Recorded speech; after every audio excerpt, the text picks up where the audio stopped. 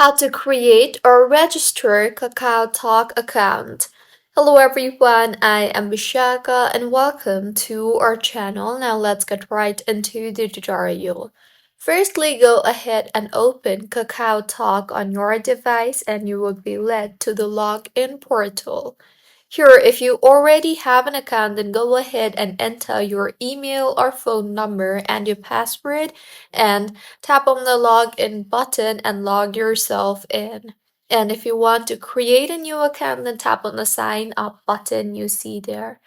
You will then be required to agree to all the terms and conditions below. So tap on the I agree to all terms and conditions below radio button and then tap on the agree and continue button. You will then be required to enter your phone number. So go ahead and enter your phone number and then tap on OK. Now, in the confirmation that appears, tap on OK again, and you will be required to send a message in order to receive the verification code. So, tap on the send verification message option you see there, and further in the interface that you will be led to, send the message. Once the message is sent, you will receive a verification code.